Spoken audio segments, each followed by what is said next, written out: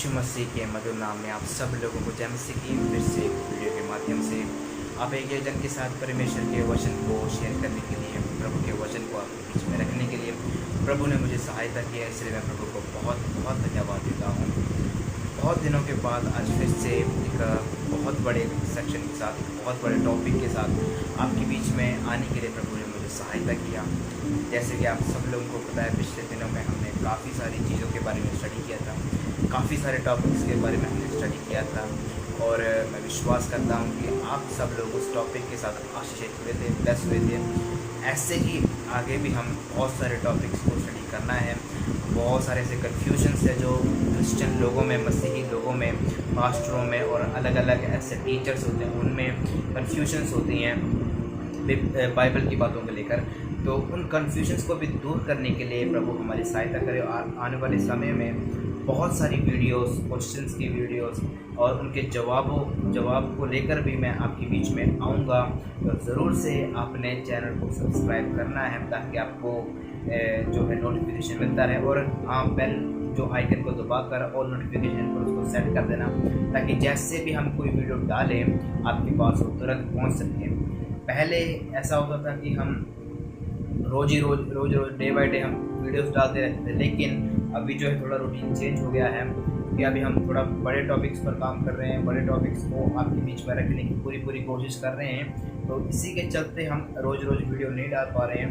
तो आगे हम कोशिश करेंगे कि रोज़ आपके लिए जो है अच्छा जो वचन है, कंटेंट है, आपके लिए लेकर आएँ और परमेश्वर के वचन को सही तरीके से आपके बीच में रखें और प्रभु के वचन के साथ आपको बढ़ाने की हम पूरी कोशिश कर रहे हैं और आगे भी करते रहेंगे। छोटी शिक्षा का जितना हो सके हम उतना पर्दाफाश कर रहे हैं और आगे भी करते रहेंगे जब तक प्रभु ने जो जान रखी हुई है, ज़िंदगी रखी हुई है, उस समय तक हम जो है कल्ट को हम ज़रूर से निखंड करेंगे, उसका जो है खंडन हम ज़रूर से करेंगे। तो दोस्तों, जैसे कि आपको पता है कि पिछले 7 दिन से पहले मैंने एक वीडियो डाला था जिसमें मैंने डैनियल राज को उसके जो गलत शिक्षाओं को, यानी कि उसने उत्पत्ति 1 अध्याय उसकी 1 आयत को उसने जो गलत तरीके से बताया था उसको मैंने एक्सपोज किया था और मैंने उसको गलत साबित किया कि तुम जो बोल रहे हो वो गलत है और परमेश्वर का वचन जो सच्चाई रीति से लिखा हुआ है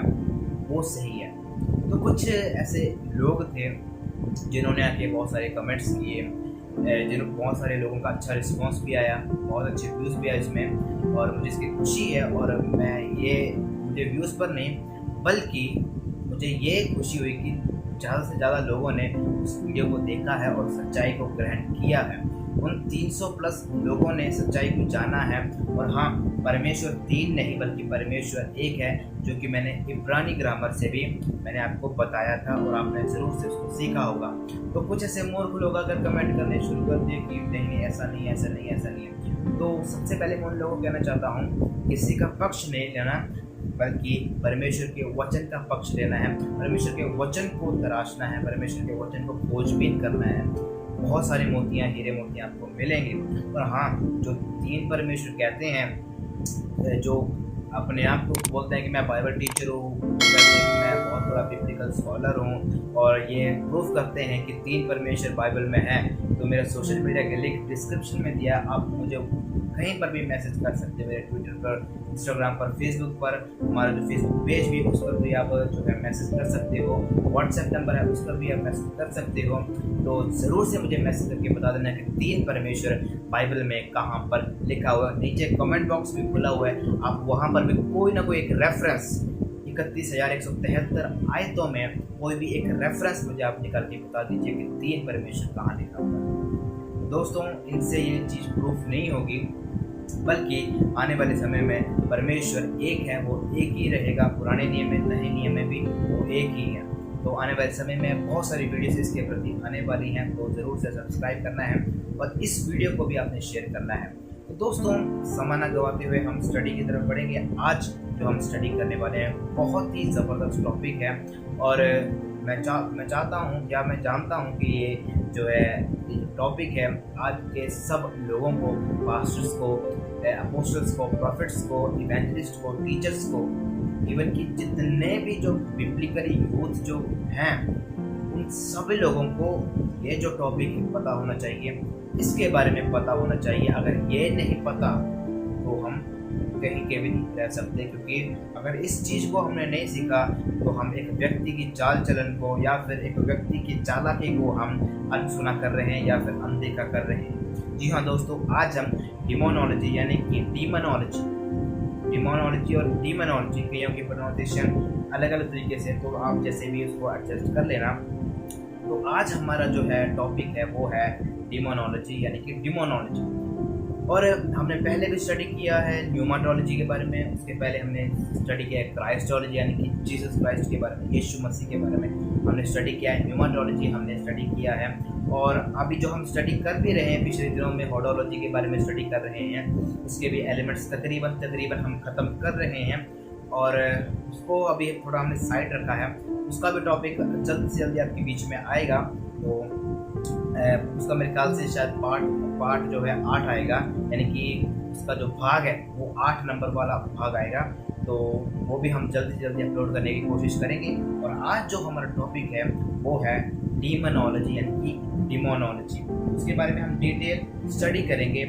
अगर किसी को नहीं समझ में आया डिमोनोलॉजी क्या होता है तो मैं बता दूँ, ये होता है शैतान का सिद्धांत। यानी कि आज हम जो है शैतान के बारे में स्टडी करने वाले हैं। शैतान कौन है, पिशाच कौन है, या फिर भूत प्रेत क्या होते हैं, बिब्लिकली व्यू पॉइंट से, परमेश्वर की उस वाणी की तरफ से आज हम सीखने वाले, समझने वाले। क्योंकि बहुत सारे लोगों को इवन इसमें जो इस टॉपिक में कन्फ्यूजन होती है, बहुत सारे पास्टर को कन्फ्यूजन होती है, और अक्सर 6 महीने का कोर्स आकर आप लोग जो है सेवाई करना तो स्टार्ट कर देते हो। लेकिन ये जो टॉपिक है घर बैठे बैठे भी आप सीख सकते हो ऐसे वीडियोस देखकर। तो ज़रूर से इस वीडियो को जितना हो सके उतना शेयर करना है अपने जो सभी व्हाट्सएप ग्रुप्स में अपने शेयर जरूर से करना है। तो बढ़ते हैं अपने टॉपिक की तरफ यानी कि डिमोनोलॉजी की तरफ। तो सबसे पहला जो है हमारा क्वेश्चन ये निकल आता है कि शैतान कौन है। जी हाँ दोस्तों, मेरा सवाल भी आपसे है, शैतान कौन है? आप बताओगे शैतान एक डरावनी चीज़ है। कईयों का आंसर होगा शैतान एक आत्मा है। कईयों का आंसर होगा शैतान एक बदरू आत्मा है, ऐसे घूमने वाली एक आत्मा है, या फिर किसी के रूप में आपके पास आ जाती है। जी हाँ, इन सभी ये सभी जो क्वालिटी है जो मैंने आपको भी बताई है, ये सभी क्वालिटी शैतान में है। ऐसा नहीं है कि शैतान में नहीं है, शैतान में है। इसी के लिए जो शैतान है वो मशहूर है।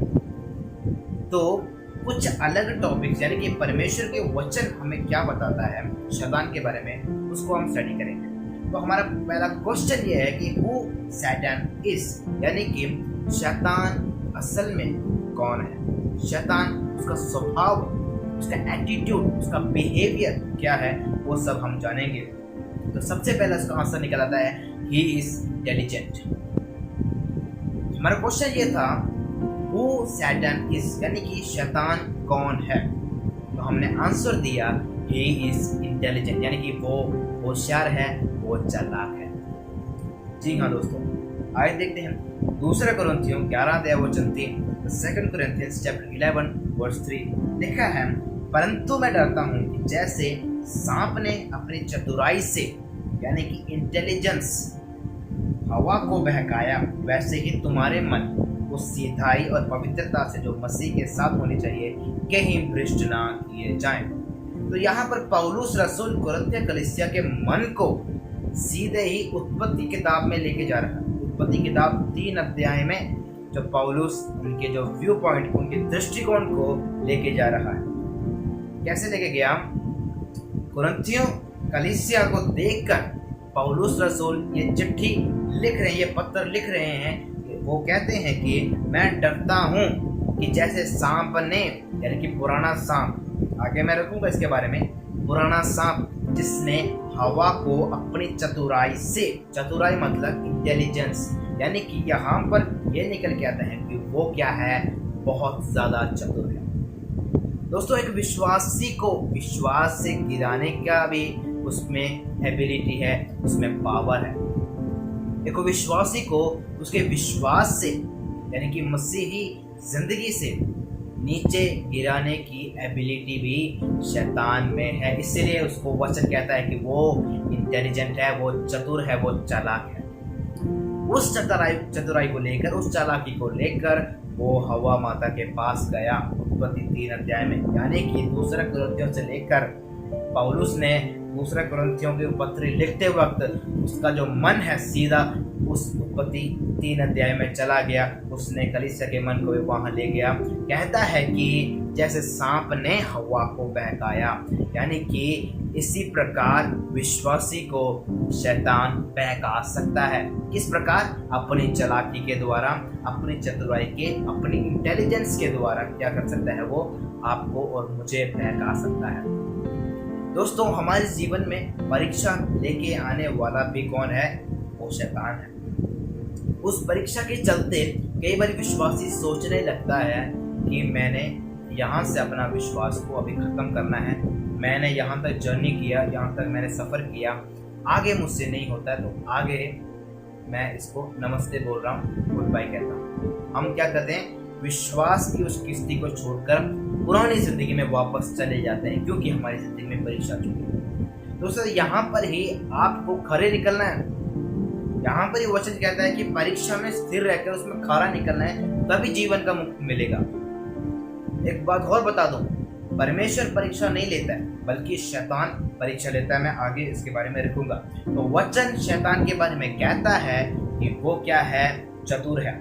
आप उसका रंग नहीं देख सकते, आप उसका रूप नहीं देख सकते, आप उसका चरित्र नहीं देख सकते, या आप उसको अपनी उस नंगी आंखों से नहीं देख पाओगे। लेकिन वचन कहता है कि वो चालाक है, वो इंटेलिजेंट है, वो चतुर है, और वो उस चतुराई की मदद से विश्वासियों को बहका सकता है। क्योंकि हवा को भी उसने बहकाया, हवा को बहका के उसने वो फल जो परमेश्वर ने मना किया है उस फल को खाने के लिए उसको प्रेरणा दी, उसको उत्तेजित किया, और उत्तेजित करने के बाद हवा ने उस फल को खाया, दोनों ने पाप किया। क्वेश्चन में लिखा है साफ साफ। तो शैतान अपनी चतुराई की मदद से हमें परमेश्वर से दूर भी कर सकता है। तो ये सबसे पहला पॉइंट उसका आता है कि शैतान कौन है। सबसे पहला पॉइंट ये है कि शैतान चालाक है, he is intelligent। आगे लिखा है इमोशन। शैतान में कुछ स्वभाव भी है। शैतान अकेला एक ऐसा नहीं कि वो हवा है, वो एक आत्मा है, उसमें स्वभाव भी है, उसमें एटीट्यूड है, उसमें कुछ ना कुछ ऐसे बिहेवियर्स हैं जो वचन हमें बताता है। डिटेल में हम स्टडी करेंगे। प्रकाशित वाक्य 12:17 वचन, the book of Revelations chapter 12 verse 17 लिखा है, तब अजगर स्त्री पर क्रोधित हुआ। कौन? अजगर। तो यह अजगर कौन है? पुराना सांप, जो कि उत्पत्ति 3 में लिखा हुआ है, वो ही पुराना सांप अजगर है। अजगर स्त्री पर क्रोधित हुआ है। 12 अध्याय जो प्रकाशित वाक्य हम अगर आने वाले समय में स्टडी कराएंगे तो ये स्त्री कौन है आपको अच्छी तरीके से जो है हमारे बीच में पास जरूर से रखेंगे। तो जरूर से इस चैनल को सब्सक्राइब करना है आपने, ताकि उस रेवलेशन की वीडियो भी आपके पास पहुंच सके। लिखा है, तब अजगर स्त्री पर क्रोधित हुआ और उसकी शेष संतान से जो परमेश्वर की आज्ञाओं को मानते और यीशु की गवाही देने पर स्थिर हैं लड़ने को गया, और वो समुद्र के बालू पर जा खड़ा हो। यानी कि यहाँ पर अजगर स्त्री पर क्रोधित हो रहा है, यानी कि शैतान स्त्री पर क्रोधित हो रहा है। तो शैतान का माइंड है, शैतान की इमोशंस है, शैतान में एटीट्यूड है, शैतान में जो बिहेवियर्स है, उसका नेचर है, और उसका नेचर परमेश्वर का वचन बताता है। उसका नेचर हलीमी का नहीं है, उसका नेचर किसी के सामने नम्र होने का नहीं है, उसका नेचर गुस्सा करना है, क्रोध करना है। इसका मतलब क्या हम क्रोध करना छोड़ दें? इसका मतलब क्या हम जहां पर गलत होता है वहां पर क्रोध करना छोड़ दें? नहीं। देखिए, परमेश्वर का वचन कहता है क्रोध करो पर पाप मत करो। ऐसे क्रोध करना है जिसमें फायदा हो, जिसमें आप बोल सको और वो क्रोध में कोई पाप ना हो। बेकार में अगर आपने क्रोध किया या बेकार में आप क्रोध कर रहे हो तो आप पाप कर रहे हो, आप शैतान को जगा दे रहे हो, आप में शैतान होकर बात कर रहे हो। यीशु मसीह ने क्रोध किया एक बार। वो कब? जब परमेश्वर के मंदिर को यहूदियों ने एक बिजनेस बना दिया था, तो प्रभु यीशु मसीह को वहां पर बहुत गुस्सा आया। तो वो गुस्सा क्या है? जायज था, नाजायज गुस्सा नहीं था। नाजायज प्रभु को गुस्सा करने की कोई जरूरत भी नहीं है। तो प्रभु ने वहां पर गुस्सा किया क्योंकि परमेश्वर के मंदिर को उन्होंने क्या बना दिया? बिजनेस शेल्टर बना दिया, डाकुओं की खो बना दिया। इसलिए प्रभु ने क्या किया? सभी को तितर बितर कर दिया, सभी को डिस्टर्ब कर दिया, सभी को उठा के इधर उधर किया, सभी जो सामानों को पटक दिया नीचे। और परमेश्वर ने कहा, जो परमेश्वर का जो मंदिर है, मेरा घर जो है वो प्रार्थना का भवन कहलाया जाएगा, प्रभु यीशु मसीह ने बोला। तो प्रभु यीशु मसीह ने वहां पर गुस्सा किया, जायज के लिए गुस्सा किया। कई बार हम लोग नाजायज गुस्सा कर लेते हैं। तो मैं दोस्तों आपको बता दूं, वहां पर शैतान फायदा उठा रहा है। आजकल पास्टर एक दूसरे के ऊपर गुस्सा कर रहे हैं। तो मैं आपको बता दूं, शैतान आपके द्वारा काम कर रहा है। ये हमें मानने की जरूरत है। ये लोग बोलते हैं मुझ में शैतान नहीं है, उन लोगों में ही ज्यादा शैतान होता है जो कहते हैं कि मुझ में शैतान नहीं है। दोस्तों, इन बातों को थोड़ा ध्यान देना है। शैतान में इमोशंस है, शैतान में बिहेवियर्स है, शैतान में नेचर है, यानी कि उसका स्वभाव है। और उसका स्वभाव खुशी का नहीं है। वो खुश कब होता है? जब एक विश्वासी विश्वास से गिर जाता है, तब वो खुश होता है। और वो गुस्सा कब होता है?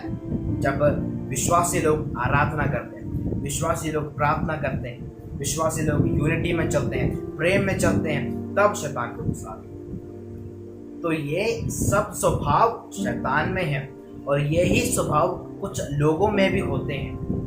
मैं आपको बताना चाहता हूँ, परमेश्वर आपसे बात करेंगे। जब प्रभु आपके बीच में आएगा, आपके अंदर आएगा, तब आप स्वतंत्र हो जाओगे, आप में नम्रता आ जाएगी, आप में हलीमी आ जाएगी और आप प्रभु के बनोगे। तो पहला हमने पॉइंट पढ़ा, ही इज इंटेलिजेंट, यानी कि शैतान चालाक है। दूसरा हमने पढ़ा, शैतान में इमोशंस है।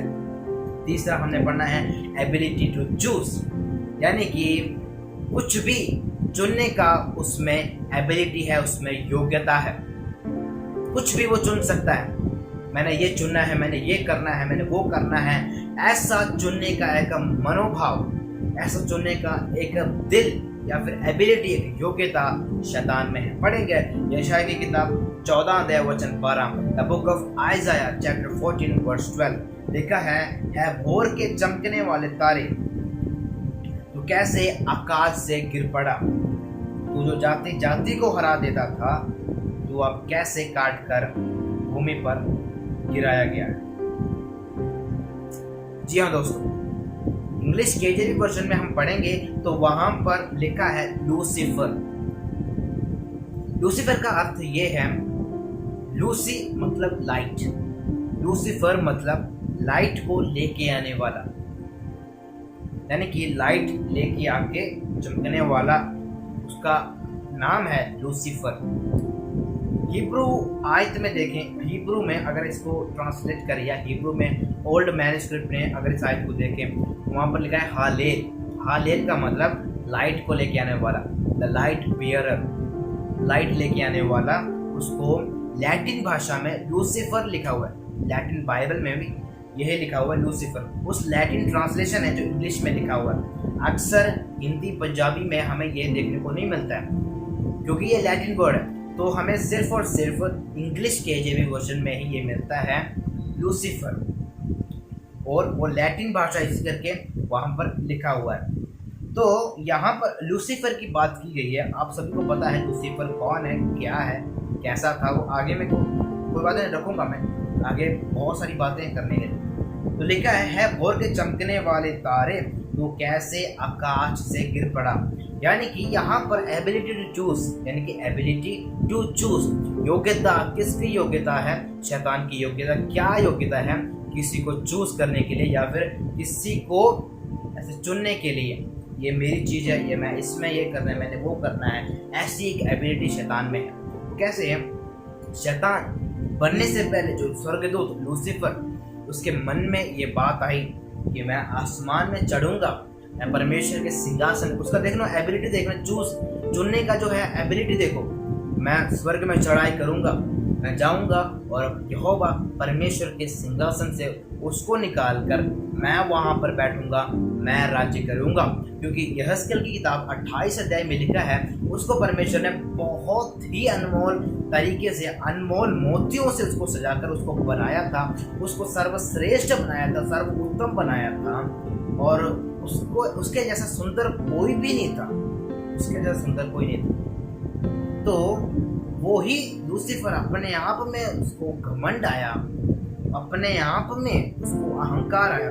दोस्तों एक बात याद रखना, अहंकार जब भी आपके मन में आता है, जब भी हमारे मन में उत्पन्न होता है, तो याद रखना शैतान मेरे अंदर कार्य कर रहा है। जब भी अहंकार मेरे अंदर, आपके अंदर का आएगा, हमारे पैसों को लेकर, हमारे घर को लेकर, हमारे जमीन को लेकर, हमारे जायदाद को लेकर, हमारे पढ़ाई को लेकर, हमारे किसी भी बिजनेस को लेकर अगर घमंड, अहंकार हमारे मन में आता है, तो ये निश्चय जान लेना कि शैतान मेरे अंदर से काम कर रहा है। जी हाँ दोस्तों, प्रार्थना के साथ बैठिए और भी आगे हम रास्ते जाएंगे इसको। तो लूसीफर ने अपने मन में एक घमंड उसको आया और वो क्या किया, धरती से सीधा इस स्वर्ग की ओर अपनी सेना को लेकर वो चढ़ाई किया। जी हाँ, पहले चढ़ता था वर्शिप करने के लिए, पहले चढ़ता था आराधना कर करके परमेश्वर यहोवा के सिंहासन के सामने तक जाता था। अब क्या है, एक चुनने के लिए, यानी कि एक चुनावट के लिए, चूज करने के लिए वो जा रहा है। कहाँ पर? यहोवा परमेश्वर के सिंहासन के सामने जा रहा है।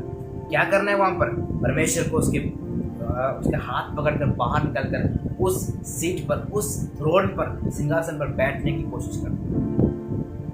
तो ये है शैतान की जो चुनने की एबिलिटी, यानी कि वो चुन सकता है, उसमें ये योग्यता है, उसमें ये एबिलिटी। आगे इसके बारे में मैं थोड़ा डिटेल में रखूंगा। देखा है, शैतान की हमेशा से ही ये चालाकी थी, वो परमेश्वर के वचन को गड़बड़ी से लोगों को बताएं, जो उसने अलग के बाद में किया। आज यही बातें हो रही हैं, वचन को लेकर गड़बड़ी की जा रही है। पास्टर्स लोग, अपोस्टल्स, प्रोफेट्स सभी इन चीजों पर लगे हुए हैं। क्या चीज? वचन को गड़बड़ी के तरीके से लोगों को बताएं, गड़बड़ी करना, मिक्स मैच करना। इन दिनों में मैं काफी सोशल मीडिया पर देख रहा हूं, बहुत सारे लोग गड़बड़ी की तरह, यानी कि कंफ्यूज पैदा करके लोगों को वचन सुना रहे हैं। कोई बोलता अलग है, कोई कुछ बोलता है, कोई कुछ बोलता है। इससे क्या होता है, मैं दोस्तों आपको बताना चाहता हूं कि विश्वासियों में कंफ्यूजन आ जाता है, और अंत में, आखिर में उसका माइंड में क्या आता है कि ये वचन ही गड़बड़ है। इन दिनों में मैं एक प्रचारक को सुन रहा था, वो अपने प्रचार में ये बोल रहा था कि बपतिस्मा जो है वो यीशु के नाम से नहीं लेना चाहिए, वो इनकम्प्लीट बपतिस्मा है। असली बपतिस्मा पिता, पुत्र, पवित्र आत्मा के नाम से लिया जाना चाहिए। दोस्तों यहाँ पर ही एक बहुत बड़ी कंफ्यूजन ये लोग पैदा कर रहे हैं। हमें कोई कंफ्यूजन नहीं है, परमेश्वर का वचन जो आज्ञा देता है उसी के अनुसार हम काम करते हैं। तो ये लोग यहाँ पर कंफ्यूजन पैदा कर रहे हैं कि ये बपतिस्मा गलत है, ये सही है, ये गलत है, ये सही है, ये सही है, ये गलत। तो ये क्या कर रहे हैं? कंफ्यूजन पैदा कर रहे हैं। मैं आपको एक सिंपल फंडा बताता हूँ। वचन में ये नहीं लिखा है कि यीशु नाम वाला बपतिस्मा गलत है, पिता, पुत्र, पवित्र आत्मा वाला बपतिस्मा सही है। वचन में ये भी नहीं लिखा हुआ है कि पिता, पुत्र, पवित्र आत्मा वाला बपतिस्मा गलत है, यीशु मसीह नाम वाला बपतिस्मा सही है। ऐसे करके भी नहीं लिखा। तो हम एक को गलत बोल रहे हैं, एक को सही बोल रहे हैं, एक को सही बोल रहे हैं, एक को गलत बोल रहे हैं। किस वचन के आधार पर? प्रभु यीशु मसीह ने अपनी महान आज्ञा में, द ग्रेट कमीशन या फिर great commandment of the Lord Jesus Christ, क्या है?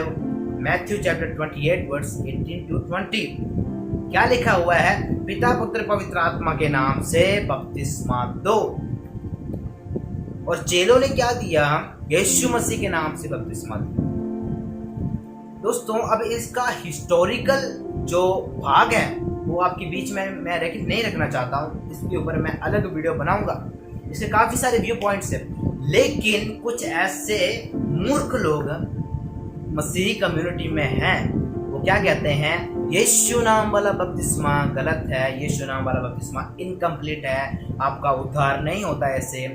मैं एक क्वेश्चन आपको पूछना चाहता हूँ, सब नामों से ऊंचा नाम, जिस नाम में मुक्ति है, जिस नाम में प्रेरितों का काम 4:12, जिस नाम में चंगाई है, जिस नाम में शांति है, जिस नाम से भूतों का अड्डा, शैतानों का अड्डा उखड़ जाता है, जिस नाम में जो आज़ादी है, स्वतंत्रता है, जिस नाम में आपको उद्धार मिलता है, मुक्ति मिलती है, जिस नाम से बीमारियां दौड़ जाती हैं, जो सर्वश्रेष्ठ सर्वोत्तम नाम है, जो कहता है कि मौत और जीवन की कुंजियां मेरे हाथ में है, जो कहता है कि मैं अल्फा हूं और मैं ओमेगा हूं।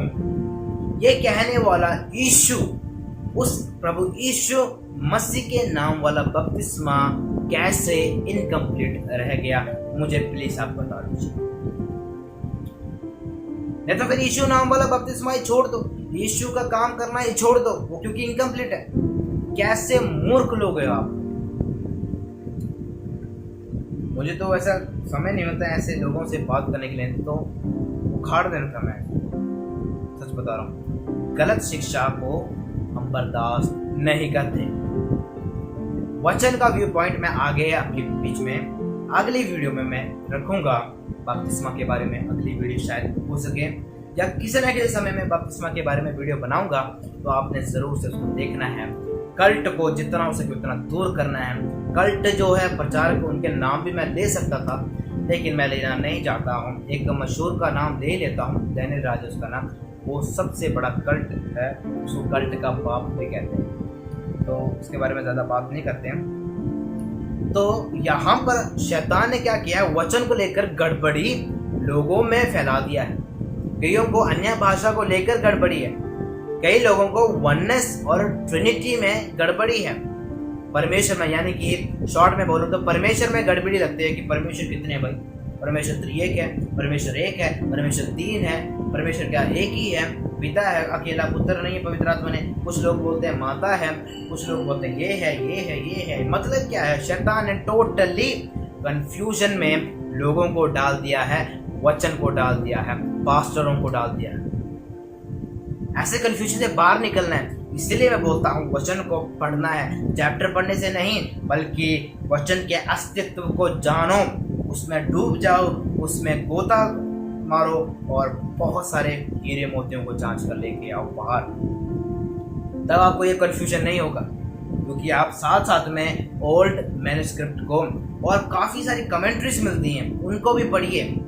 उनको पढ़ने से वचन थोड़ा सा और भी स्ट्रॉन्ग में आ जाता है, अलग अलग लोगों के व्यू पॉइंट्स आपको देखने को मिल जाते हैं। तो गड़बड़ी शैतान ने फैलाई हुई, लेकिन हमारा काम क्या होना चाहिए, हमारा काम उस गड़बड़ी को दूर करना है। अदन के वाटिका में उसने गड़बड़ी किया, और उस गड़बड़ी के चलते आज पूरी दुनिया में पाप है। जी हाँ, एक गड़बड़ी उसने एक छोटे से चीज में उसने जो गड़बड़ी किया, और उस गड़बड़ी का नतीजा आज पूरी दुनिया में चल रहा है। चोरियां, डकैत, बहुत सारे गलत काम, नशे, घरों में लड़ाई झगड़ा, शांति का ना होना, नौजवान आज नशे में पड़े हुए हैं, और कितने कितने गलत आदतें, गलत काम दुनिया में, सोसाइटी में चल रही हैं। ये जो सब चीजें हैं पाप से रिलेटेड है, और ये पाप का एक बहुत बड़ा एक की मैं बताऊं, पाप का एक बहुत बड़ा एक सोर्स बताऊं, वो है ये गड़बड़ी। और ये गड़बड़ी शैतान ने पैदा किया अदन के बाद। उस गड़बड़ी का नतीजा आज हम सह रहे हैं। तो आज अगर आपके बीच में कोई ऐसा सेवक का कोई पास्टर है जो गड़बड़ी फैला रहा है वचन को लेकर, तो वो क्या कर रहा है, नर्क के लिए अपने आप को भी और अपने लोगों को भी वो तैयार कर रहा है, ताकि वो नर्क में जाए। तो इन गड़बड़ियों से बचें, परमेश्वर के वचन के ऊपर चलें, परमेश्वर के वचन के आधार पर चलें। ओके, यह था गड़बड़ी के बारे में। आगे देखते हैं शैतान की उत्पत्ति या फिर शैतान का आरंभ, बिगिनिंग ऑफ सैटन। शैतान की उत्पत्ति कैसे हुआ है? यहोशू की किताब 28 अध्याय उसके 12 से लेकर 15वीं आयत तक हम पढ़ते हैं, तब वहां पर हमें यह पता लगता है कि एक सुंदर सा एक स्वर्गीय दूत, जिसको बहुत ही महंगे महंगे हीरे मोतियों से सजाया था, किसने? परमेश्वर ने। वहां पर लिखा हुआ है टोपाज है, सर्डियस है, एमरल्ड है, सफायर है, रूबी है, डायमंड है, और ऐसे ना जाने कितने कितने महंगे महंगे, कितने कितने जो बेशकीमती जो हीरों से लूसीफर को परमेश्वर ने सजाया था। लेकिन उसके मन में क्या हुआ? घमंड आ गया। तो पहला पॉइंट हमारे बीच में ये निकल के आता है, उसका आरंभ कैसा था? He was perfectly created, यानी कि उसको बहुत अच्छे तरीके से उसको सिरजा गया था, उसको बनाया गया था, बहुत ज्यादा अच्छे तरीके से, बहुत सुंदर था वो। उसके छह पंखे थे, पंख यानी कि फेदर्स या विंग्स कहते हैं।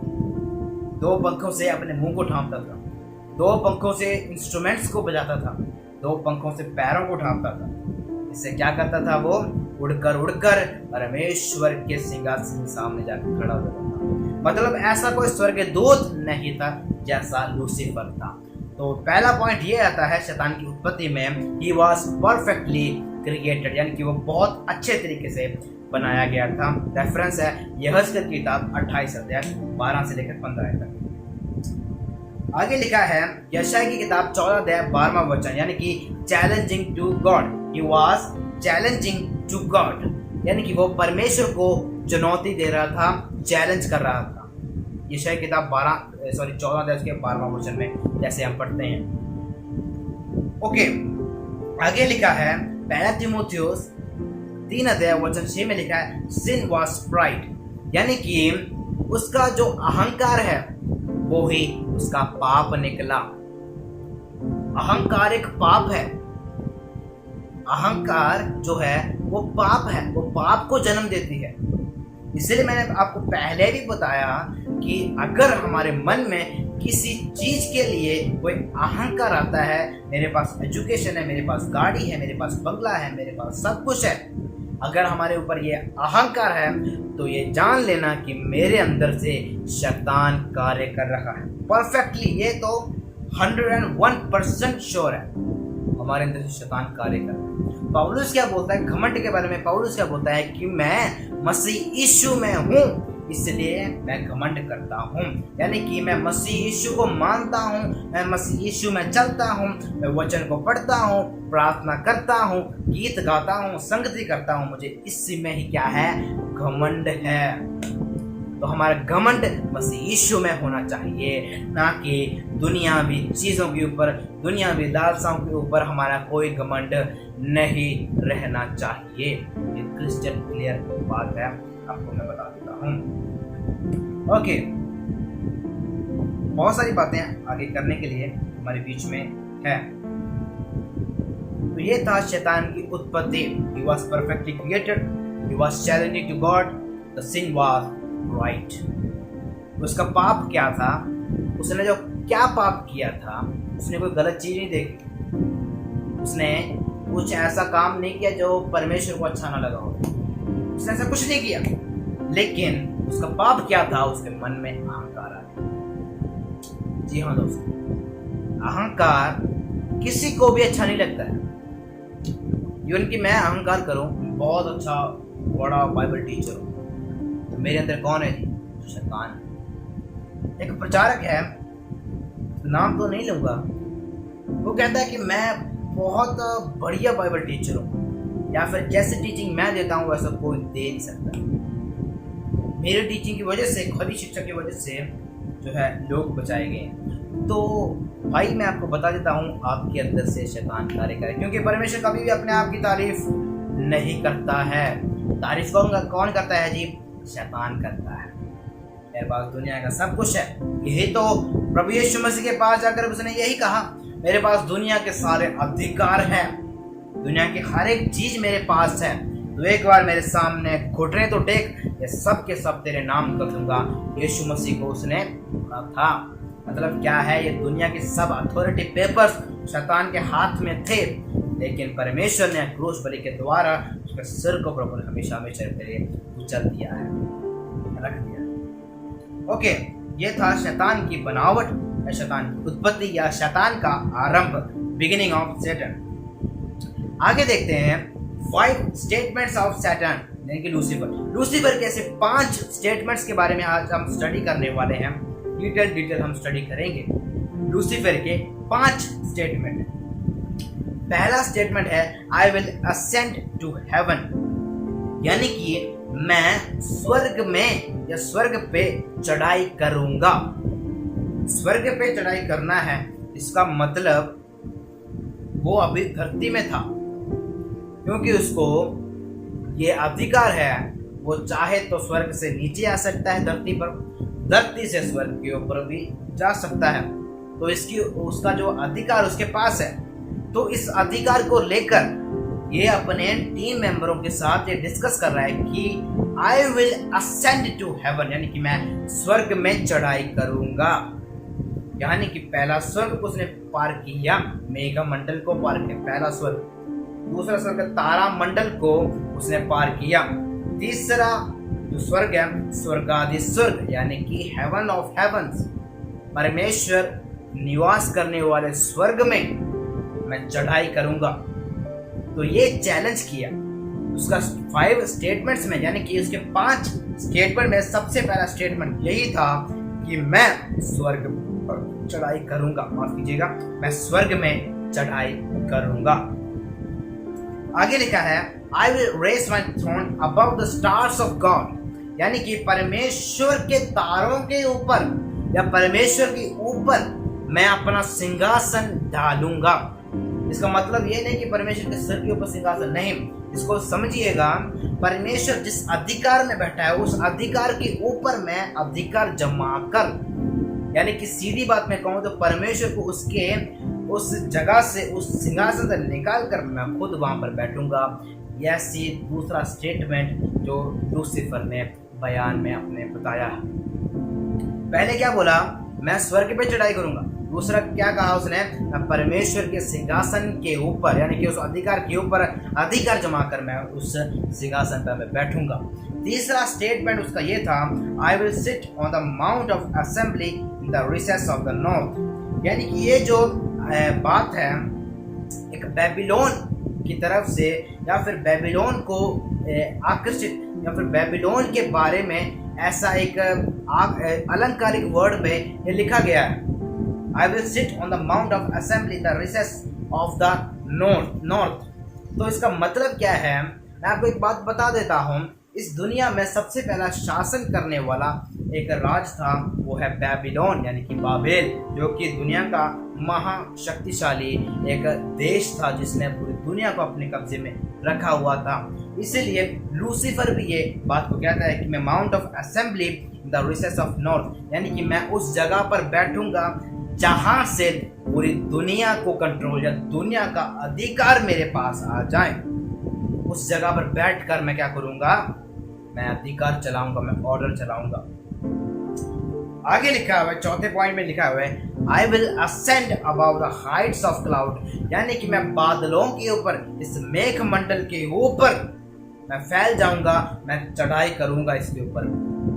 उसके मन की इच्छाएं देख लो एक बार, मैं इन बातों को रख रहा हूँ, आप मन में सोच के देखिए उसके मन में क्या क्या बातें आ रही थी, क्या क्या उसके स्टेटमेंट्स आ रहे थे। जैसे सृष्टिकर्ता ने मुझे बनाया है, मैं उसके ऊपर, उसके खिलाफ ही मैं आज बगावत करने वाला हूँ, ऐसा उसने नहीं सोचा, ऐसा उसने नहीं सोचा। बल्कि जब बंदे के अंदर, जब व्यक्ति के अंदर जब पाप यानी कि शैतान आ जाता है, वो ना आगे देखता है ना वो पीछे देखता है, वो सिर्फ और सिर्फ वो कार्य कर देता है। इसी प्रकार लूसीफर ने भी क्या किया उसने, वो उसके अपने स्टेटमेंट में, 4th स्टेटमेंट में उसने ये बताया कि मैं इस मेघ मंडल के हाइट्स के ऊपर भी मैं चढ़ जाऊंगा। 5वां पॉइंट में लिखा है I will make my self like the most high, यानी कि मैं परम प्रधान परमेश्वर के समान अपने आप को बना दूंगा। कौन बोल रहा है? सृष्टि बोल रहा है। किससे? सृष्टिकर्ता से। सृष्टिकर्ता जैसा कोई नहीं बन सकता। ये लोगों को भी, मैं आप लोगों को भी बताना चाहता हूं। तो लूसीफर ने कहा कि मैं अपने आप को उस परमेश्वर के यानी कि मोस्ट हाई परम प्रधान के जैसे बना लूंगा। तो ये 5 स्टेटमेंट बोलकर ही शैतान क्या किया? इसी स्टेटमेंट के मुताबिक काम करने के लिए स्वर्ग पर चढ़ाई किया। लेकिन सृष्टिकर्ता को पता है कि मेरी सृष्टि मेरे साथ क्या करने वाली है, इसीलिए परमेश्वर ने उसको श्राप दे दिया। उसको हमेशा हमेशा के लिए उसके पदवी से, जिस पदवी पर वो था, उस पदवी से भी निकाल कर उसको शैतान के रूप में कन्वर्ट कर दिया। तो ये 5 स्टेटमेंट्स लूसीफर के थे, उसने ये बयान किया था। देखो कितना उसका जो मन में बातें उड़ी थी, कितना उसके जो मन में उसने परमेश्वर के बारे में क्या क्या उसने सोच विचार कर रखा था। इस बातों से हमें ये पता लग रहा है। तो दोस्तों ये थे 5 स्टेटमेंट्स ऑफ सैटान, यानी कि शैतान लूसीफर के 5 स्टेटमेंट्स। आगे हम पढ़ेंगे सैटन नेम्स एंड टाइटल्स, यानी कि शैतान को कितने कितने नाम बाइबल में दिया गया है। जी हाँ, बाइबल में शैतान के बहुत सारे नाम हैं, उनको एक एक करके हम स्टडी करेंगे। पहला है स्टार ऑफ मॉर्निंग, यानी कि सुबह का तारा, जिसको आप ध्रुव तारा भी बोलते हैं, सुबह का तारा बोलते हैं। यशाया 14:12 के मुताबिक हिंदी में लिखा है भोर को चमकने वाला तारा। और इसका जो है हिब्रू वर्ड जो है वो है हालेल, जो मैंने आपको पहले भी बताया था। हालेल यानी कि द लाइट बियरर, प्रकाश को लेके आने वाला, हालेल। तो इसको लैटिन ट्रांसलेशन में लूसीफर किया गया है। लूसी मतलब लाइट, फर मतलब बियरर, लाइट बियरर, प्रकाश को लेके आने वाला, ये है लूसीफर का अर्थ। तो उसको स्टार ऑफ मॉर्निंग कहा जाता है। ही इज कॉल्ड सैटन, शैतान, उसको शैतान कहा जाता है इंग्लिश में सैटन, जिसका अर्थ है ही हु ओपोजेस, यानी कि जो विरोध करता है। शैतान जो विरोध करता है, शैतान का अर्थ क्या है? विरोध करने वाला, आपके कामों में टांग अड़ाने वाला, आपके कामों को निष्फल करने वाला, एक विरोधी के समान आपके सामने खड़ा होने वाला, उसको हम शैतान बोलते हैं। इसकी जो आयतें हैं वो है मैथ्यू चैप्टर 4:10, 12-26वां वचन, गिनती 22 और 32, जकरिया 3:1 और 2, रेवलेशन चैप्टर 2:9, 2-13-27, रोमियो 16:20, अय्यूब 1:6, पहला कुरिन्थियों 5:5। ये सभी आयतें शैतान जो सैटन के बारे में लिखा हुआ है। आगे लिखा है ही इज कॉल्ड डेविल। पहले हमने देखा था कि सैटन, अब है डेविल, यानी कि शैतान का ये अलग नाम है। कुछ लोग बोलते हैं डेविल सैटन एक होता है, नहीं जी, एक नहीं, ये अलग अलग डिपार्टमेंट से अलग अलग नाम बाइबल में लिखा हुआ है। तो एक का है नाम स्टार ऑफ मॉर्निंग, दूसरे का नाम क्या है? सैटन, तीसरे का नाम क्या है? डेविल। और ये जो डेविल जो नाम है, जो टाइटल है, ग्रीक वर्ड डायाबोलोस से लिखा हुआ है, डायाबोलोस, यानी कि जो डेविल नाम जो इंग्लिश में हम पढ़ते हैं, ये जो डेविल नाम है ग्रीक वर्ड डायाबोलोस से लिया गया है, जिसका अर्थ है सताने वाला, सिलेंडरर, पीड़ा में डालने वाला, या फिर उसको बोल लो दबाने वाला, दबोचने वाला, हमेशा हमेशा के लिए नीचे हमें दबाने वाला, इसको हम कह सकते हैं। Matthew chapter 4:1, Luke chapter 4:2, John chapter 6:70, efficiency chapter 4:27, first Timothy chapter 3:6, Hebrew chapter 2:14, James chapter 4:7। ये सभी आयतों में सिलेंडर यानी कि डेविल के बारे में लिखा हुआ है। आगे है he is called the serpent of old, यानी कि उसको पुराना सांप भी कहा जाता है। पुराना सांप, जैसे कि हमने पहले भी स्टडी किया था, यह पुराना सांप ही है। बाइबल इसके बारे में बयान करती है। उत्पत्ति 3:1, 2:4, दूसरे कुरिन्थियों 11:3, प्रकाशित वाक्य 12:9। इन सभी आयतों में पुराना सांप के बारे में लिखा हुआ। ये सभी शैतान के नाम और टाइटल है, इसको आपने नोट करना है। He is also called great red dragon, यानी कि उसको लाल अजगर का नाम भी दिया गया है। प्रकाशित वाक्य 12 उसके 3, 4, 7, 9, 13, 16 आयतों में हम इसके बारे में पढ़ते हैं। लाल अजगर का उसका नाम दिया गया। ही इज कॉल्ड बिलजबूल, यानी कि उसको बिलजबूल भी कहा गया है, यानी कि मक्खियों का देवता, वो भी शैतान का नाम है।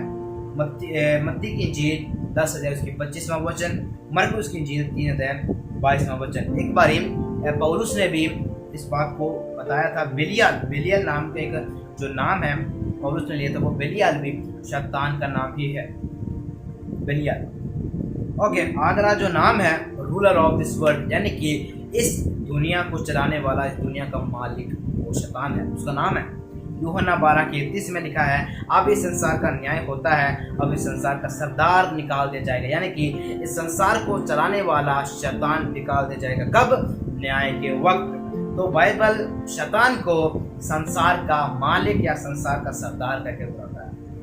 दूसरा ग्रंथ 4:4 में लिखा है, और उन अविश्वासियों की जिनकी बुद्धि इस संसार के ईश्वर ने अंधी कर दी है। संसार का ईश्वर मतलब शैतान, जिसने अविश्वासियों की बुद्धि को प्रभु यीशु मसीह में आने से जो रोकते हैं, वो संसार की ईश्वर की शक्ति है, यानी कि शैतान की शक्ति। तो बाइबल इसको नाम दिया है ruler of this world. Okay, अब हमारे जो लास्ट जो बातें हैं उसको हम बताते हैं, और यहाँ पर जो है हम एंड करने की कोशिश करते हैं। इस प्रेजेंट एक्टिविटीज, यानी कि उसको उसके जो अभी के जो काम है वो क्या है। शैतान हमेशा परमेश्वर के लोगों को निशाना बनाए रखा है, यानी कि उसके नजरों में हमेशा कौन है जी? विश्वासी लोग, आप लोग बन रहे हैं। जी हाँ, अगर आप ये सोचते हो कि मेरे पीछे शैतान नहीं है, तो आप गलत हो। सच्चाई तरीके से आत्मा में, सच्चाई में और विश्वास में तो परमेश्वर की आराधना करते हैं, उनके पीछे ही शैतान हमेशा घात लगाए हुए हैं। वचन में लिखा है, वह एक भूखे शेर की तरह आपके पीछे है, भूखे शेर की तरह। तो हम कैसे कह सकते हैं कि हमारे पीछे शैतान है? तो इस प्रेजेंट एक्टिविटीज में ये हम पढ़ रहे हैं कि शैतान हमेशा विश्वासियों के पीछे है, उसको निशाने में रखा हुआ है, निशाना है। शैतान के उस टारगेट में, उस स्कोप में हमेशा हम हैं। ये ध्यान हमेशा हमें होना चाहिए। अगर ये ध्यान हमें नहीं है तो उसका तीर जो है हमें लगेगा, हम डैमेज होंगे, हम रोग में या फिर इस दुनिया से भी खत्म होने के चांसेस ज़्यादा है, क्योंकि शैतान हमारे पीछा कर रहा है। पहला तीमुथियुस 4 अध्याय उसके पहले वचन में लिखा है, परंतु आत्मा स्पष्टता से कहता है कि आने वाले समयों में कितने लोग भरमाने वाली आत्माओं और दुष्ट आत्माओं की शिक्षाओं पर मन लगाकर विश्वास से बहक जाएंगे। अभी का जो शैतान का काम मैं आपको बताता हूँ। अभी का शैतान का काम क्या है? परमेश्वर के वचन को गड़बड़ी तरीके से फैलाना, जो मैं पहले आपको बताया था। आज के समय में कई लोग मिनिस्ट्री के नाम पर, प्रचारक के नाम पर, या फिर मैं पास्टर हूँ, मैं प्रोफेट हूँ, मैं इवेंजलिस्ट हूँ, मैं अपोस्टल हूँ, ऐसा नाम देकर कुछ लोग स्टेज पर आकर खड़े हो जाते हैं। और मैं अक्सर, मुझे कई नोटिफिकेशंस आती हैं, मुझे कई ऐसे वीडियोस मेरे सामने आती हैं जिसको देखकर मन में दुख भी आता है। कोई मिनिस्ट्री का एक्सपीरियंस नहीं है और मिनिस्ट्री करने के लिए चल पड़ते हैं। मिनिस्ट्री कैसे करते हैं? प्रोफेसी कर देते हैं। एक अपोस्टलशिप जो है, अपोस्टल का जो नाम अपने सामने रखकर प्रॉफिट्स का काम करते हैं, चंगाई देते हैं, लाइव चलाते हैं अपना प्रोग्राम, वीडियोस बनाते हैं और दुष्ट आत्मा चीख कर निकल जाती हैं। तो मैं ये आपको बताना चाहता हूँ, आज के समय में चमत्कार इतना इम्पोर्टेंट नहीं है। चमत्कार इतना इम्पोर्टेंट नहीं है, बल्कि इम्पोर्टेंट क्या है? परमेश्वर का वचन। परमेश्वर का वचन जब तक विश्वासियों को नहीं पता होगा, तब तक कोई फायदा नहीं है चर्च में। सबसे पहले हमें वचन की अंडरस्टैंडिंग होनी चाहिए। अब जितने भी बड़े बड़े फंक्शंस में, बड़े बड़े मीटिंग्स में जो लोग जाते हैं, उनसे पूछ के देखना बाइबल में कितनी आयतें हैं, उनसे बड़ा पूछ के देखना, खुद टेस्ट करके देखना कितना उनको पता, कुछ भी नहीं पता होगा, क्योंकि उनका सिर्फ एक ही एक मकसद है, वो है मैंने जाकर प्रॉफिट जी का हाथ अपने सिर पर लगवाना है, मैंने 2-3 बार गिरना है और गिर कर मैंने फिर से उठना है, फिर मुझे गिराएंगे, फिर मैंने उठना है, मेरे ऊपर थोड़ा सा तेल मलेंगे, मेरे ऊपर थोड़ा सा पानी छिड़केंगे, मैंने लंगर खाना है और वहाँ से चल देना है, वहाँ पर जितना वो पैसा देते कहते हैं उतना पैसा मैंने जमा करना है और निकल आना है, बस यहाँ पर हमारा खत्म हो जाए। लेकिन परमेश्वर का वचन क्या कहता है, देखो कितने समय पहले ही पौलुस ने भविष्यवाणी करके लिखा हुआ है, आने वाले समय में यानी कि फ्यूचर के बारे में देखकर, फ्यूचर को देखकर पौलुस रसूल इस बात को कह रहे हैं कि कितने लोग जो हैं आने वाले समय में भरमाने वाली आत्मा को लेकर विश्वासियों को बहकाने की कोशिश करेंगे। यानी कि प्रभु यीशु मसीह की भाषा में कह दो कि भीड़ों के बीच में कौन आ गया जी, जो बगैयाड़, जिसको हम चालाक लोमड़ी बोलते हैं ना, उसको पंजाबी में उसको बगैयाड़ बोलते हैं और हिंदी में आई थी शायद लोमड़ी घुसाए, जंगली भेड़िए घुसाए। किसके वेश में?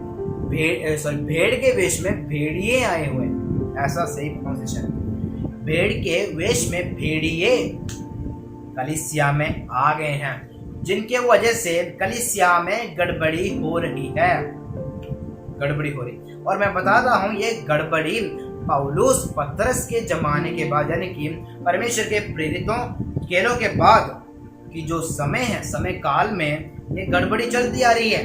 काउंसिल ऑफ निकिया में गड़बड़ी स्टार्ट हुई है, जब अलग अलग स्कॉलर्स ने अपने अपनी विचारधाराओं को लेकर बात करना शुरू किया, वहां पर ही शैतान ने गड़बड़ी पैदा की है।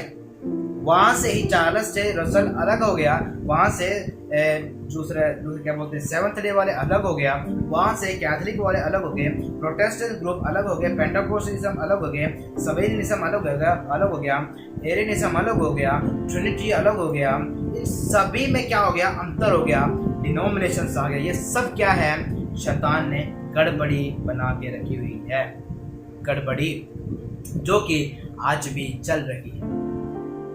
तो ये गड़बड़ी अभी नहीं, काफी समय से पहले ही, यानी कि पौलुस पतरस के जमाने के बाद ये गड़बड़ी स्टार्ट हुई है। ये गड़बड़ी अभी भी चल रही है। ये गड़बड़ी जितना मुझे पता है, ये गड़बड़ी प्रभु यीशु मसीह के राज्य तक कभी खत्म नहीं होगा। वो तो बात की बात है, प्रभु यीशु मसीह इन सभी को न्याय करेंगे, लेकिन ये जो अब गड़बड़ी है ये खत्म नहीं होगी, क्योंकि कोई किसी के सामने झुककर राजी नहीं है। मैं बोलूँगा भाई आप गड़बड़ हो, आप में गड़बड़ी है, या फिर आप जो बोल रहे हो, आप जो डॉक्टर रखे हो वो गलत है। कैसे भाई? तेरा वचन में कमी है, तेरे में बुद्धि की कमी है, तेरे में एक्सपीरियंस नहीं है, तेरे में ये नहीं है वो नहीं, ऐसे बोलकर लोग क्या करते हैं? क्रिटिसाइज कर देते हैं, छोड़ देते हैं, लेकिन ये नहीं कहते कि वचन का जो कमी मुझ में जरूर है। लोग अपने आप को नहीं देखते। तो यही गड़बड़ी दुष्ट आत्माओं ने, यानी कि वचन में देखा दुष्ट आत्माओं की शिक्षाएं, दुष्ट आत्मा की शिक्षाएं मतलब क्या है? 3 परमेश्वर। दुष्ट आत्मा की शिक्षा क्या है? अन्य भाषा नाम की कोई चीज नहीं है। दुष्ट आत्मा की शिक्षा क्या है? यीशु मसीह का नाम का बपतिस्मा गलत है, वो अच्छा नहीं है। दुष्ट आत्मा की शिक्षा क्या है? यीशु परमेश्वर नहीं है। दुष्ट आत्मा की शिक्षा क्या है? सिर्फ और सिर्फ यहोवा परमेश्वर है और कोई प्रभु नहीं है, यीशु मसीह नहीं है, पवित्र आत्मा नहीं है। झूठी शिक्षा यानी कि दुष्ट आत्मा की शिक्षा क्या है कि परमेश्वर कभी भी एक इंसान के रूप में दुनिया में नहीं आ सकता है। दुष्ट आत्मा की शिक्षा क्या है? 66 बुक से भी अधिक बुक्स बाइबल में जोड़नी चाहिए। ऐसी जो बातें करने वाले लोग दुष्टता को आगे रख रहे हैं। तो ये सब बातें क्या है? दुष्टता की बातें हैं जो कि आज हम सुन के आ रहे हैं।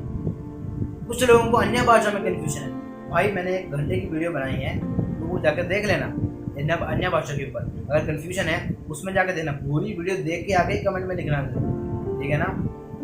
तो पौलुस रसूल भविष्यवाणी करके लिख रहा है आने वाले समय में गड़बड़ी से ही गड़बड़ी होगी जो कि आज चल रही। तो आज हमारा आपका काम क्या है? इस गड़बड़ी को दूर करना है। इस गड़बड़ी को दूर करना है। वो कैसे होगा? जब हम वचन में स्थिर रहेंगे। वो कैसे होगा? जब हम परमेश्वर को अपनी जिंदगी में रखकर परमेश्वर के वचन के अनुसार चलेंगे, परमेश्वर का वचन जैसा बोलता है एज इट इज, ना एक वचन पीछे ना एक वचन आगे, ना एक शब्द घटा के ना एक शब्द बढ़ा के। अगर हम कार्य करेंगे तो परमेश्वर की आशीष निश्चय हमारी पर होगी। दूसरा कोरिन्थियों 11 अध्याय वचन 13 और 15 आयत में लिखा हुआ है, उसकी प्रेजेंट एक्टिविटी यानी कि शैतान के प्रेजेंट एक्टिविटी के बारे में बता रहा हूँ। तो लिखा है, पौलुस कहता है, क्योंकि ऐसे लोग झूठे प्रेरित और छल से काम करने वाले और मसीह के प्रेरितों का रूप धरने वाले हैं। और ये कुछ अचंभे की बात नहीं, क्योंकि शैतान आप भी ज्योतिर्मय स्वर्गदूत का रूप धारण करता है। सो यदि उसके सेवक भी धर्म के सेवकों का रूप धरे तो कुछ बड़ी बात नहीं, परंतु उनका अंत उनके कामों के अनुसार होगा। यानी कि आज के सेवकों के पीछे ज्यादा से, यानी कि मैं बोलता हूँ अगर 100% अगर सेवक लोग हैं तो उसमें 50% जो सेवक लोग हैं उनमें क्या है, ये शैतान घुसा हुआ। क्योंकि वचन में लिखा है, ऐसे लोग जो झूठे प्रेरित और छल से काम करने वाले, यानी कि झूठे प्रेरित भी हैं, सच्चे प्रेरित भी हैं, झूठे अपोस्टल्स भी हैं, झूठे प्रॉफिट्स भी हैं, झूठे पास्टर्स भी हैं। ये नहीं कि सब के सब अच्छे अपोस्टल्स हैं, नहीं, वचन हमें ये नहीं बताता है। वचन हमें ये बताता है कि झूठे प्रेरित भी होते हैं, लेकिन उनको समझना हमारा काम है, हमारा कर्तव्य है, झूठे प्रेरितों को समझना। उनके टीचिंग्स को देखकर ही आप समझ पाओगे कि ये कैसी आत्मा में बात कर रहा है। उनकी टीचिंग्स को देखकर, जहाँ पर तीन परमेश्वर का नाम चल रहा हो, जहाँ पर अन्य भाषा के विरोध में बात किया जा रहा हो, जहाँ पर परमेश्वर के वरदानों के बारे में बात किया जा रहा हो कि वो नहीं है, तो समझ लेना वो गलत है, वो चर्च गलत है, वो पास्टर गलत है, उसमें शैतान कार्य कर रहा है। तो लिखा है, झूठे प्रेरित आने वाले समय में आएंगे, जो कि प्रभु यीशु मसीह ने भी बताया था। जी हाँ, मैं ज़्यादा डिटेल में नहीं जाना चाहता हूँ इसके ऊपर, तो डिटेल में जाऊँगा तो बहुत सारी बातों का खुलासा हो जाएगा। तो इन दिनों में बहुत सारे प्रचारक उठ रहे हैं सोशल मीडिया के ऊपर, जो कहते हैं कि हम बहुत बड़े इन्फ्लुएंसर हैं, हम बहुत बड़े मोटिवेटर्स हैं, हमें बहुत ज्ञान है। कुछ भी नहीं है, कुछ भी नहीं। आपने ये ध्यान रखना है, कहीं उनके पीछे ये झूठे जो शैतान है, झूठ का बाप है ना, झूठ का बाप है, वो तो नहीं काम कर रहा। चमत्कारों के नाम पर आज ब्लैक मैजिक की मदद से चमत्कार किए जा रहे हैं, ये सब शैतान का काम है। और परमेश्वर का वचन कहता है कि इसमें कोई अचंभे की बात नहीं कि शैतान ज्योतिर्मय स्वर्गदूत का रूप धारण कर सकता है, वो किसी का रूप धारण करके भी आपके पास आ सकता है। तो आपको ये समझ होनी चाहिए कि मेरे सामने कौन है, मेरे सामने कौन नहीं। तो लिखा है, सो यदि उसके सेवक भी धर्म के सेवकों का सा रूप धरे, यानी कि शैतान के लोग, शैतान को मानने वाले लोग, शैतान को प्रायोरिटी या शैतान को प्रथम स्थान देने वाले लोग भी धर्म के यानी कि सच्चाई मार्ग पर चलने वाले सेवकों का रूप भी धारण कर सकते हैं। धारण करने के बाद वो क्या करेंगे, झूठी शिक्षा को बढ़ावा देंगे, पर वो बोलेंगे आओ हम एक संस्था बनाते हैं, संस्था बनाकर हम ये टीचिंग को आगे ले जाते हैं। उस टीचिंग को आगे रखने के लिए कुछ लोग आएंगे, कोऑर्डिनेटर्स बनेंगे, सेक्रेटरी बनेंगे, वाइस प्रेसिडेंट बनेगा, वाइस प्रेसिडेंट बनेगा, मैनेजिंग डायरेक्टर बनेगा। ऐसे करके एक ऑर्गेनाइजेशन चलेगा और उस ऑर्गेनाइजेशन का एक मंतव्य होगा, शैतान को बढ़ावा देना है। परमेश्वर के वचन में गड़बड़ी फैलानी, गड़बड़ी। दोस्तों, इन सभी चीज़ों से बचना। इतना ही आज की इस वीडियो में। बहुत सारी बातें आगे करने के लिए भी है, लेकिन समय कम होने की वजह से मैं यहाँ पर समाप्त कर रहा हूँ। ऑलरेडी हमने बहुत सारे टॉपिक्स को हमने कवर कर लिया है, लगभग हमने कवर कर लिया है। आगे मुझे नहीं लगता आपको बताने की ज़रूरत है, क्योंकि बहुत सारे डिटेल में हम पढ़ चुके हैं। दोस्तों, ये है डिमोनोलॉजी, यानी कि शैतान का सिद्धांत। आने वाले समय में स्वर्गदूतों के बारे में भी हम स्टडी करेंगे। लेकिन आज का टॉपिक कैसे लगा आपको, तो नीचे कमेंट बॉक्स में हमें ज़रूर से बताना है। चैनल को अगर सब्सक्राइब नहीं किया आपने, चैनल को जरूर से आपने सब्सक्राइब करना है, लाइक का बटन जरूर से दबाना, जितना हो सके उतना अपने व्हाट्सएप ग्रुप्स में, क्रिश्चियन ग्रुप्स में, जितने भी ग्रुप्स आपके हैं सबों में आपने शेयर करना है। प्रभु के वचन को फैलाना है आपने, और शैतान की ताकतों से, शैतान की उस चालाकी से, जो कि हमने पहले ही पढ़ा है, शैतान बहुत ज़्यादा चालाक है, उस चालाकियों से हमने बचना है, परमेश्वर में आगे बढ़ना है और झूठी शिक्षा का पर्दाफाश करना है। आगे नहीं देखना, पीछे नहीं देखना, बस परमेश्वर के लिए हमने खड़े होना है और परमेश्वर के लिए सेवा करनी है। प्रभु आप सबको आशीष करे। God bless you.